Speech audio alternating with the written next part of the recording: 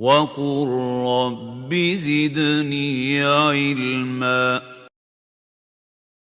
قالوا يا أبانا إنا ذهبنا نستبق وتركنا يوسف عند متاعنا فأكله الذئب وما أنت بمؤمن لنا ولو كنا صادقين۔ جب حضرت یوسف علیہ السلام کے بھائی روتے ہوئے گھر آئے اور حضرت یعقوب علیہ السلام نے دیکھا کہ ان بھائیوں میں یوسف علیہ السلام نہیں ہے، تو آپ نے پوچھا تھا کہ یوسف کہاں ہے؟ تو پھر انہوں نے ایک جھوٹی کہانی، من گھڑت کہانی انہوں نے سنائی۔ کہا کہ ہم جب یہاں سے گئے تو ہم دوڑ کے مقابلے میں لگے رہے، کھیل کود میں لگے رہے، اور ہم نے یوسف کو اپنے سامان کی طرف بٹھا دیا تھا اور ایک بھیڑیے نے انہیں کھا لیا۔ یہاں ایک لفظ آیا ہے نستبق، کہ کھیل کود۔ یہاں یہ بات سمجھنی چاہیے کہ بہت سے لوگ وہ ہیں جنہوں نے اسلام کے تعلق سے یہ سمجھ رکھا ہے کہ اسلام ایک خشک مذہب ہے، اسلام میں ہر چیز حرام ہے، ناجائز ہے، اور بہت سے لوگوں کو وہ ہیں جو یہ سمجھتے ہیں کہ اسلام میں ہر چیز جائز ہے، جو چاہے کرتے رہے۔ یہ دونوں چیزیں غلط ہیں۔ اسلام نے جو چیز جائز ہے اس کو جائز کہا ہے، اور جو چیز ناجائز ہے اس کو ناجائز کہا ہے۔ بلکہ یوں سمجھیں کہ اسلام نے انسانی فطرت کے مطابق احکامات دیے ہیں، اور اسلام نے انسان کے جائز خواہشات، اس کے جائز جذبات کا خیال رکھتے ہوئے احکامات دیے ہیں۔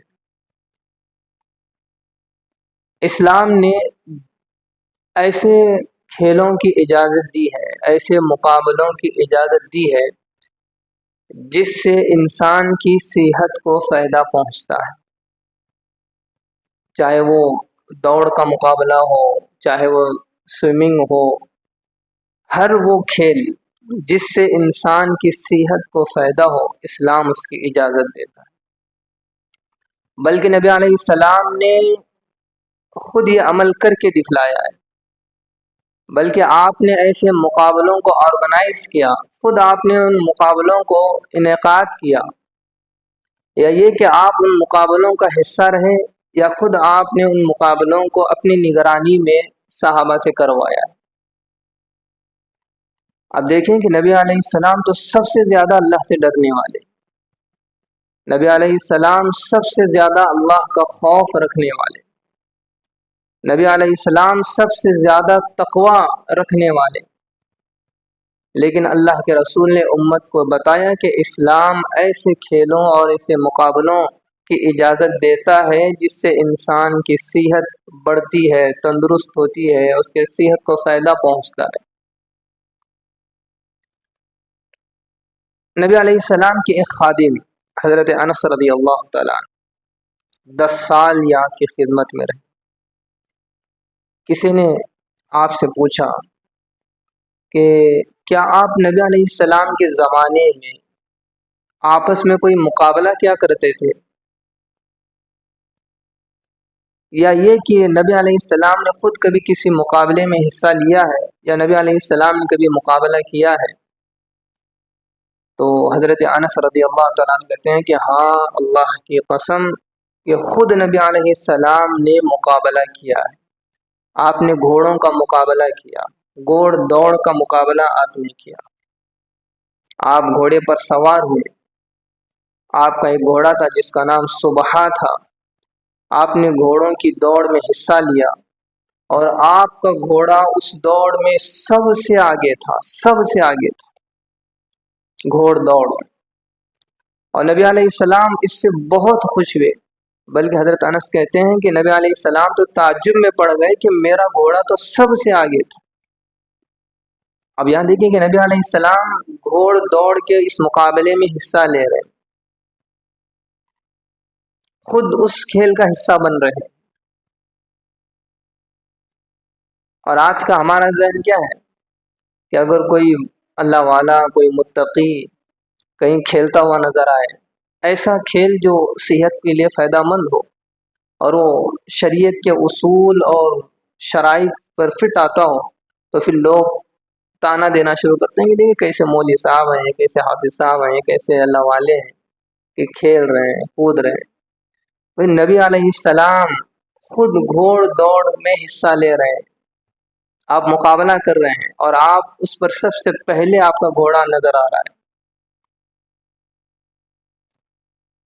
حضرت عائشہ صدیقہ رضی اللہ تعالیٰ عنہ فرماتی ہیں کہ ایک مرتبہ میں نبی علیہ السلام کے ساتھ سفر پر تھی، اور سفر سے واپسی پر نبی علیہ السلام نے مجھ سے کہا کہ عائشہ دوڑ لگائیں، عائشہ دوڑ لگائیں۔ تو حضرت عائشہ صدیقہ رضی اللہ تعالیٰ عنہ کہتی ہیں کہ ہم دونوں نے دوڑ لگائی، اور اس وقت میں جسمانی اعتبار سے ہلکی پھلکی تھی، تو میں اس دوڑ میں نبی علیہ السلام سے آگے نکل گئی، بلکہ نبی علیہ السلام نے انہیں آگے جانے دیا تاکہ آپ کا دل خوش ہو جائے۔ یہاں اللہ کے نبی نے امت کے مردوں کو یہ سکھایا کہ بیویوں کے دلوں کو کس طرح خوش رکھا جاتا ہے۔ آپ نے جان بوجھ کر حضرت عائشہ صدیقہ رضی اللہ تعالیٰ عنہ کو آگے بڑھایا۔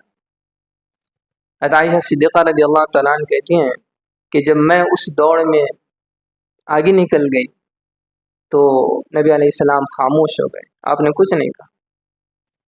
پھر ایک عرصہ گزر گیا، پھر ایک سفر پر ہم واپس آ رہے تھے، تو نبی علیہ السلام نے پوچھا کہ عائشہ دوڑ لگائیں؟ تو کہتے ہیں کہ اس دوڑ میں میں جسمانی اعتبار سے بھاری بھرکم ہو گئی تھی اور جسم میں رہ گیا تھا، اور جب ہم نے دوڑ لگائی تو میں پیچھے رہ گئی اور نبی علیہ السلام آگے چلے گئے۔ تو پھر نبی علیہ السلام نے کہا عائشہ ہذہ بتلک، آپ نے کہا کہ عائشہ اب حساب برابر ہوا کہ اس وقت تم پہلے آئی تھی اور اس وقت میں پہلے آئی، حساب برابر ہو گئے۔ دیکھیں ایسے مقابلے نبی علیہ السلام نے عملی طور پر بتایا کہ بیویوں کو کس طرح ان کی دلوں کو خوش رکھا جاتا ہے۔ ایسے کھیل، ایسے مقابلے مردوں کو چاہیے کہ وہ اپنے بیویوں کے ساتھ کھیلے، سنت سمجھ کر تو کھیلے۔ کہ نبی علیہ السلام نے یہ مقابلہ اپنی بیوی سے کیا تھا، دوڑ لگائی تھی۔ کبھی زندگی میں سنت سمجھ ہی کر ہم اس طرح کے مقابلے کریں۔ نبی علیہ السلام نے یہ پیغام دیا مردوں کو۔ اب دیکھیں اس مقابلے میں بھی آپ حصہ لے رہے ہیں۔ صحابہ بھی اس طرح کے مقابلے کیا کرتے تھے۔ حضرت سلمہ ابن الاقوع رحمہ رضی اللہ تعالیٰ عنہ ایک بہت زبردست صحابی گزرے ہیں۔ یہ بہت تیز رفتار سے دوڑتے تھے، اتنا تیز رفتار سے کہ کوئی ان کا مقابلہ نہیں کر سکتا، بہت تیز رفتار سے۔ ایک مسئلہ ہمارے یہاں یہ بھی ہے کہ ہمارے سامنے جو صحابہ کا جو پہلو آیا ہے وہ ایسا ہے کہ جب ہم صحابہ کا نام سنتے ہیں تو پھر ہمیں یوں محسوس ہوتا ہے کہ بس ہم ایک پہلو پر ان کی نظر رکھتے ہیں، ان کی عبادات پر، ان کی بزرگی پر، ان کے تقوی پر، ان کی عبادات پر، بس اسی پر ہمارا فوکس ہوتا ہے۔ ہم نے صحابہ کے بس ایک پہلو کو دیکھا ہے، لیکن ہم نے صحابہ کے ایک دوسرے پہلو کو نہیں دیکھا کہ اس میں صحابہ کے اندر کیا کیا کمالات تھے، کیسے کیسے جوہر تھے، کیسے صفات تھے۔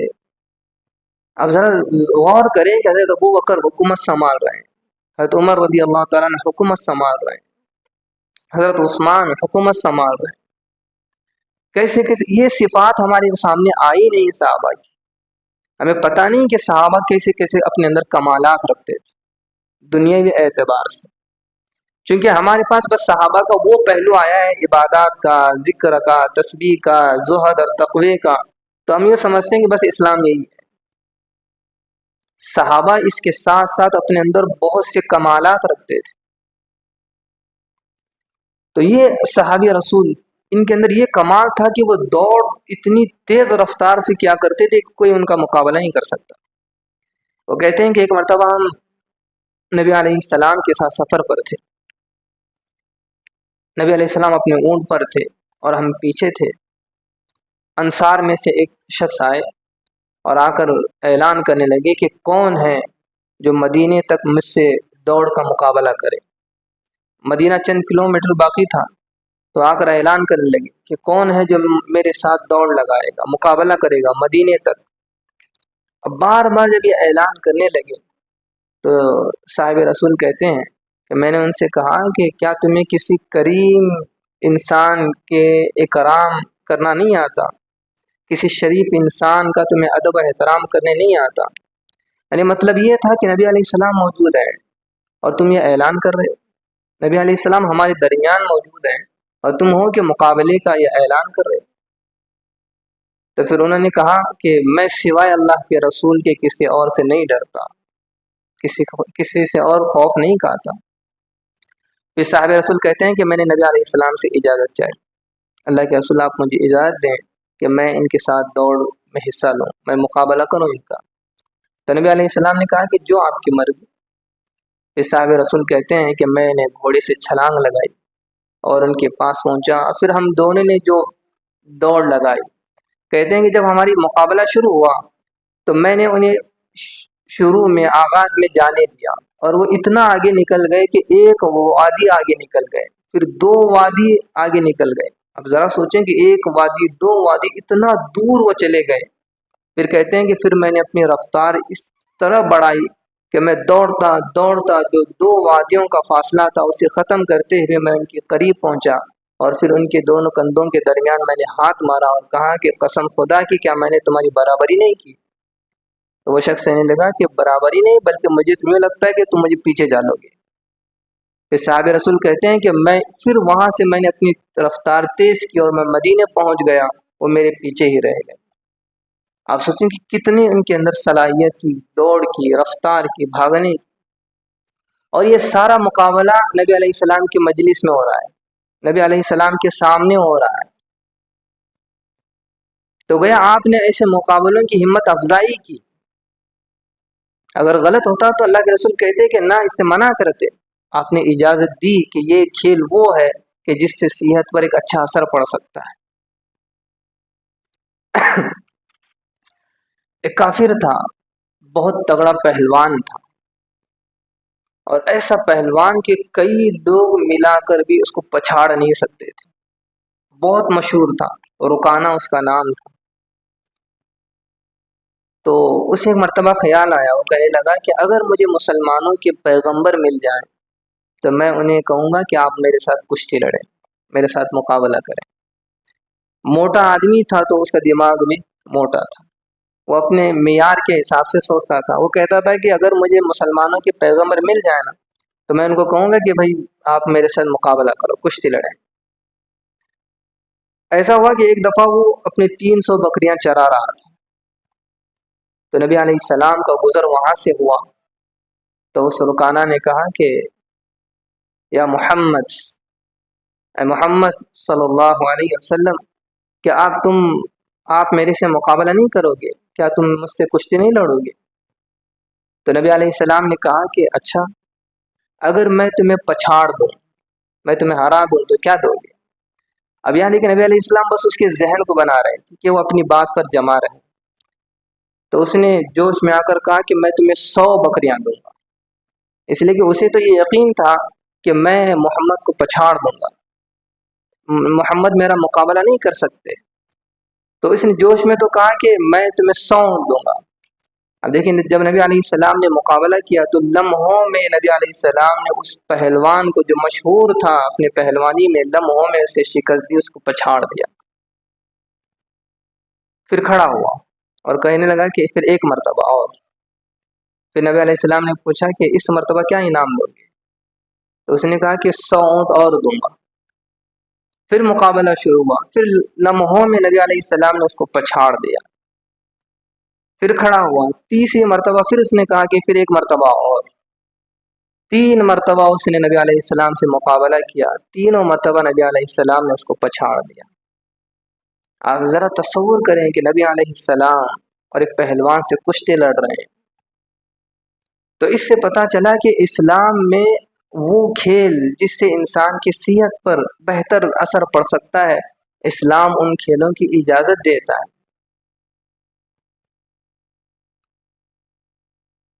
پھر وہ کھڑا ہوا اور کہا کہ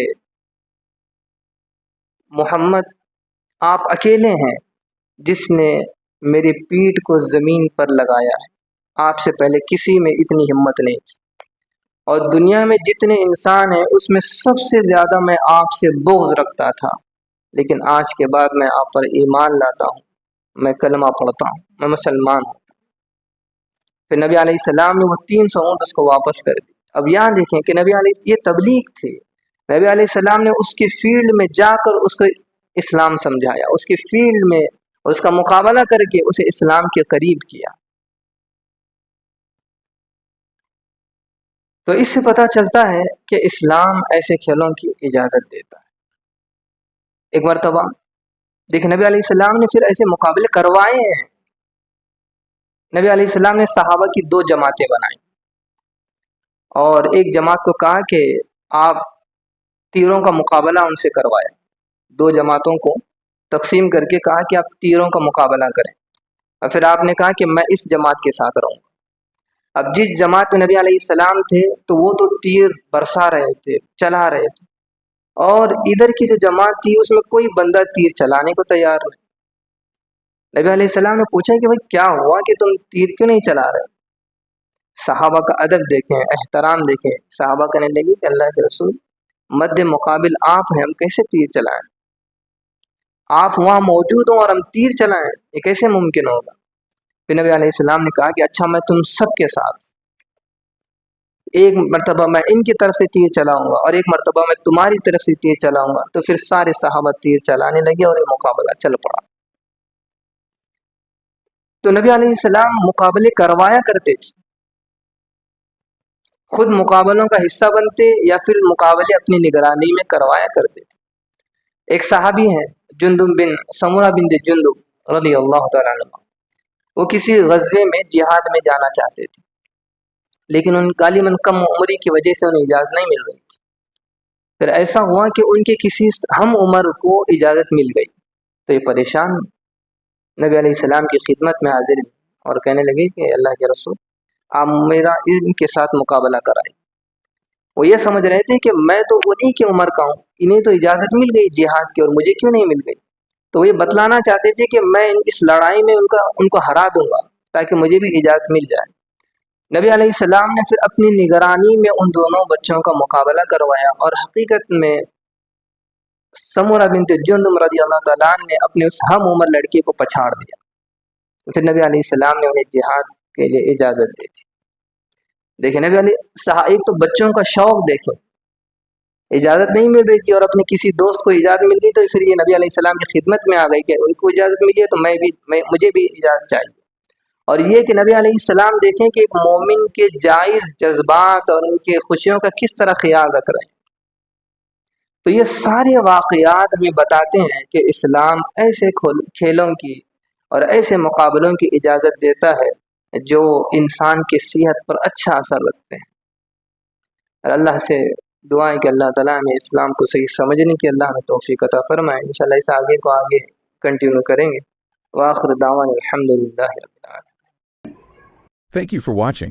If you found this video helpful, please like, share it with others, and subscribe to our YouTube channel for more insightful Islamic content.